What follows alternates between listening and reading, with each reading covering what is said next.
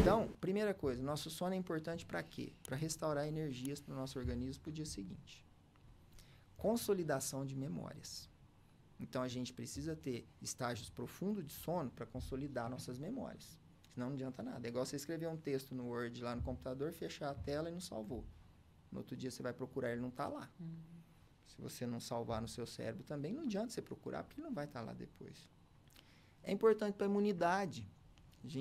Durante o sono, a gente reativa, fortalece nosso sistema imunológico. Você fica mais resistente a infecções, viroses, Covid, dengue. Você está com o seu sistema imunológico mais fortalecido. É importante síntese de proteínas muscular, regeneração muscular. Quem faz atividade física regular tem que ter uma boa noite de sono, senão você não ganha. Você vai lá, puxa peso, fala, não estou ganhando, mas você está dormindo bem? Então, fisiologicamente, o sono é importante por isso, não só pelo acordar no dia seguinte, bem-estar, mas nosso organismo precisa de sono. O nosso cérebro não para durante a noite, quando a gente está dormindo. Mudam estruturas que começam a funcionar diferente, mas o cérebro está ativo. Nossa, mas ele devia dormir também, Não, né? Não, Valéria, Poxa. aí a gente dorme eterno. Não, eu acho que eu não durmo porque meu cérebro não dorme, Não, então... ele muda o funcionamento. E aquele sono que você não sabe se tá dormindo ou não? O sonho é acordado. Que esquisito que é aquilo. Na realidade, é um sono superficial, né? Aham. Você fica naquele estágio ali que você não está muito sonolento, às vezes você está muito cansado fisicamente, mas você excitou tanto o seu cérebro que você não consegue descansar. Você não consegue dormir. Nossa, então, o sono não é repouso cerebral. Ele é uma atividade cerebral diferente. Muda a elétrica cerebral, né? A fisiologia do cérebro. E é importante por tudo isso. Até quando você vai viver no piloto automático insatisfeito com seus resultados? Meu nome é Pablo Magela, sou treinador comportamental e já ajudei mais de 20 mil pessoas a evoluírem em seus comportamentos. Quero te apresentar uma ferramenta incrível que vai te ajudar a sair do piloto automático, assumir o controle dos seus resultados e evoluir nos seus relacionamentos através do autoconhecimento e também entendendo os padrões de comportamento das outras pessoas, o Enneagrama. Se você quer saber mais, clica no link aqui em cima.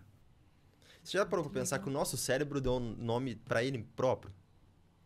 Como assim? Como assim? O nosso próprio cérebro deu um nome de cérebro pra ele. Já parou pra pensar? É verdade. Podia ter chamado de outra coisa. De coração, por exemplo. E numa prova de biologia, ele sabe todos os nossos órgãos, mas a gente não sabe responder, às vezes, o que eles fazem. Mas por então o cérebro engana a gente? Mas por que ele sabe? Porque, não sei. Porque ele aprendeu. Então... Se ele não tivesse aprendido, ele não saberia. Ai, que papo de maluco. Eu não tô entendendo nada que vocês estão falando, gente.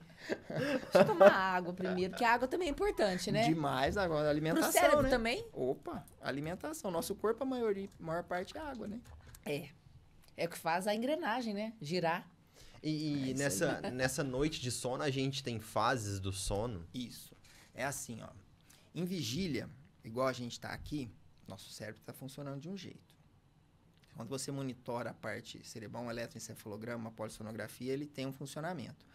Quando você começa a dormir, a gente entra num estágio chamado de N1, que é o primeiro estágio de sono superficial. Muda completamente a minha atividade cerebral. Fica mais rápido, tipo assim? Ele fica um pouco mais lento. Mais lento. Mais lento.